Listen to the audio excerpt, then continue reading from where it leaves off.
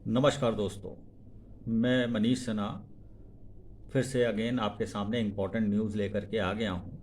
पाकिस्तान में बलोच का प्रोटेस्ट चल रहा है और इस प्रोटेस्ट को फ़िज़ा खान ने जा कर के बलोच नेता महरांग बलोच का इंटरव्यू लिया। इस इंटरव्यू को आप देखिए तो आपको हंसी आने लगेगी और जिस तरीके से इंटरव्यू लिया गया उस तरीके से ये चीज़ देखी गई कि किस तरीके से जो है प्रोटेस्ट आदमी कर रहा है और उस प्रोटेस्ट का एक अंदाज़ा लगाया जा सकता है कि ये जो प्रोटेस्ट है ये पाकिस्तान के अंदर होना हो रहा है और जिसका रिज़ल्ट से ये पता चलता है कि बलोच पाकिस्तान के बंदे हैं कि नहीं हैं। तो बल्कि इसको फ़िज़ा खान ने पूरा तरीके से इंटरव्यू लिया। इस पूरे इंटरव्यू को आप देखें और इस चैनल को लाइक करें, सब्सक्राइब करें और कमेंट ज़रूर करें। मैं आई डॉक्टर महरंग बलोच, वो इस वक्त मेरे साथ मौजूद हैं। अस्सलाम वालेकुम डॉक्टर साहब। वालेकुम। अच्छा, सबसे पहले तो ये जो आपकी रैली है जिसकी आप क़यादत कर रही हैं, आप एहतजाज की शक्ल में यहाँ पे बैठे हुए हैं, इसका मकसद क्या है? इसका मकसद ये है कि बलोच नस्ल कुशी बंद की जाए, जो एक्स्ट्रा जुडिशल किलिंग्स है उसको बंद किया जाए और जो बलोच लापता अफराद है उनको अदालतों में पेश किया जाए, उनको रिहा किया जाए। ठीक है, अभी जो बलाच के मामले के बाद आपने इस तहरीक को बाकायदा इसका आगाज़ किया और आपने कहा कि यहाँ से भी तहरीक चली है और उस हवाले से जो उनके जो लवाहिकीन हैं उनके जो मुतालिबा था पहले कुछ और था, अब मुतालिबा कुछ और है। पहले सिर्फ वो मुकदमे का इंदराज चाहते थे और अब वो टीडी के खिलाफ मुकदमे का इंदराज चाहते थे। अब वो जो मुतालिबा तब्दील हो गया कि जी में मुतालिबा चला गया। इस पर बड़े सवाल उठाए जा रहे हैं कि मुतालिबा अचानक से तब्दील कैसे हुआ, किसके कहने पर हुआ, आपका इस पर क्या मौक़िफ़ है? देखिए, ये किसी के कहने पर तब्दील नहीं हुआ है। इस तहरीक को बलोच यकजहती कमेटी पहले दिन से लीड कर रही थी।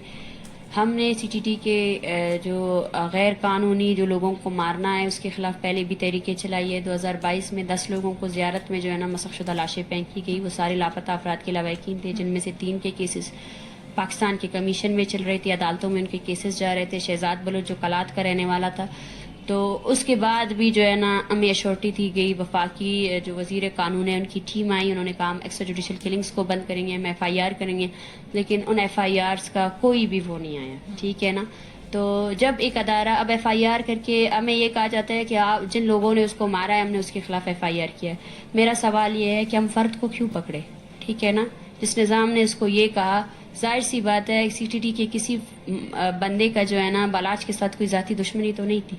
ये किसका फैसला था, ये किसकी जिम्मेदारी थी? बुनियादी तौर पर बालाज को जब 10 रोज़ा रिमांड में रखा गया, ठीक है, तो वो जिम्मेदारी स्टेट की थी, वो उसकी हिरासत में था, उसका शहरी था, उस पर कोई भी जुर्म साबित नहीं हुआ था। उनका जो BLA से ताल्लुक जाहिर किया जा रहा है उसकी क्या कहानी है? क्या किस ताल्लुक की BLA से ताल्लुक किसने साबित किया? क्या आपकी अदालत ने साबित किया? किस अदालत ने साबित किया? कौन सा अदालत था जिसने साबित किया कि BLA से इसका ताल्लुक था?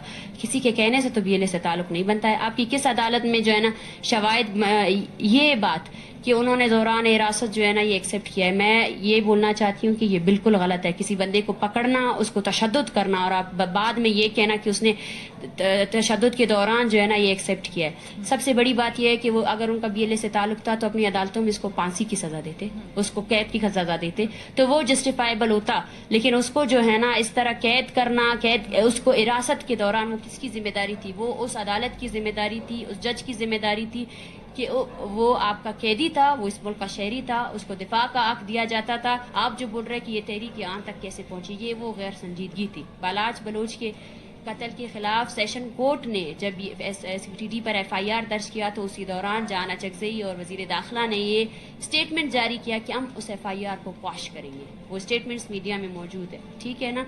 वो इस बात का सबूत है। इससे हमें ये लगा कि FIR जो है ना वो नाकाफ़ी है। डॉक्टर महरंग बलोच, आपके बारे में भी एक तासुर है कि आपके वालिद का भी BLA से ताल्लुक था, इस बात में कितनी सदाकत है? देखिए, मैं 12 कह चुकी हूँ कि मेरे वालिद का ताल्लुक जो है ना किसी उससे नहीं था। मेरे वालिद का केस सुप्रीम कोर्ट में चल रहा था, सुप्रीम कोर्ट ऑफ पाकिस्तान में चल रहा था। जब कैसे साबित करेंगे? मैं साबित नहीं करूंगी, आपकी अदालतें साबित करती। अगर آپ یہ کہہ رہے ہیں کہ میرے والد کا تعلق کسی تنظیم سے تھا، تو آپ کو سب سے پہلے اپنے سول ڈیموکریسی پر سوال اٹھانا چاہیے کہ آپ کی عدالتیں کس لیے تھی، کیونکہ آپ کی کسی عدالت نے میرے والد پر کوئی، میرا والد دوران حراست تھا، اس پر 3 سال جو ہے نا آپ نے کیسز چلائے، ان کیسز کے دوران وہ جو بری ہوئے ہیں، ٹھیک ہے نا. تو آئی سوری، یہ آپ کا لاسٹ کوشچن ہے، ٹھیک ہے. تو جو لاسٹ کوشچن کیوں؟ ابھی تو میں نے شروع کیا ہے. نہیں میں 10 منٹ آپ نے کمٹ کیا نا.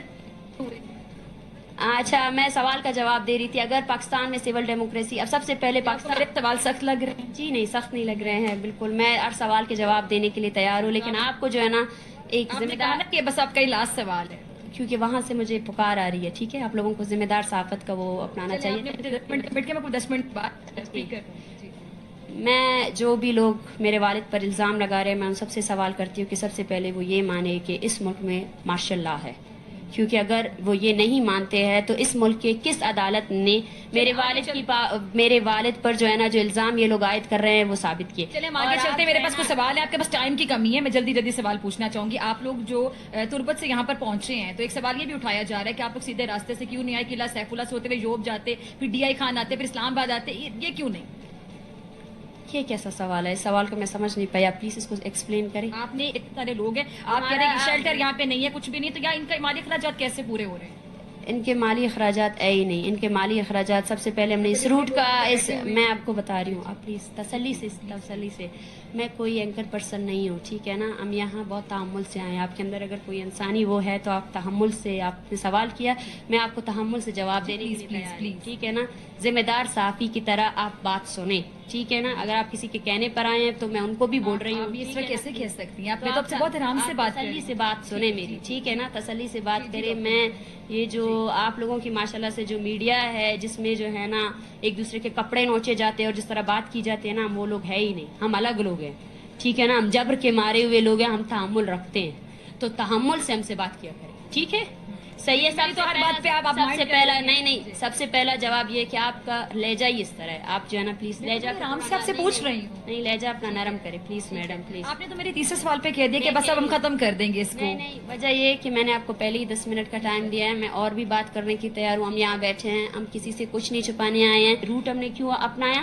یہ روٹ اس لیے تھا کہ پورے بلوچستان کا مسئلہ تھا، کیونکہ بلوچستان کوئی سلیمان کے بغیر ادھورا ہے، ٹھیک ہے. ہم نے بلوچستان بھر میں رجسٹریشن کی، ہم کولو گئے، بارکان گئے، بارکان کے بعد.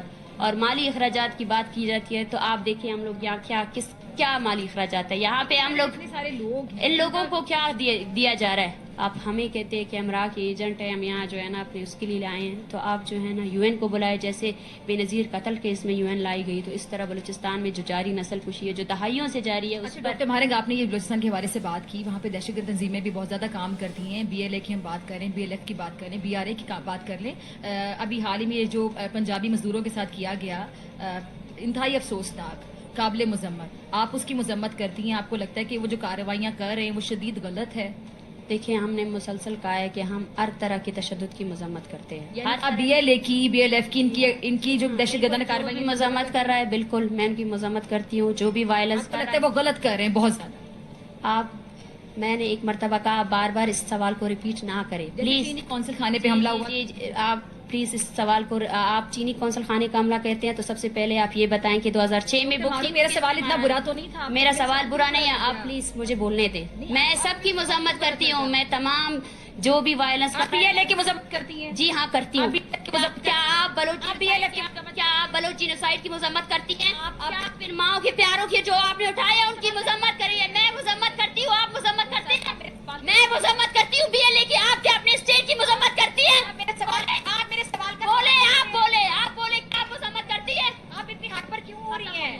آپ اتنی ہائپر کیوں؟ میں نے آپ کو سوال کا جواب دے دیا ہے، اور کیا سوال کا جواب دینا چاہتی ہیں آپ؟ جی، تو یہ جانتے بوجھتے ہوئے بھی کہ ہم انہی کا موقف دنیا کے سامنے لائیں گے، انہوں نے ہمارے ساتھ اس طرح کا سلوک کیا اور بعد میں کیمرہ چھیننے کی بھی کوشش کی گئی، اور ان کا یہ جو رویہ تھا یقینی طور پہ آپ کے سامنے، آپ خود فیصلہ کر سکتے ہیں.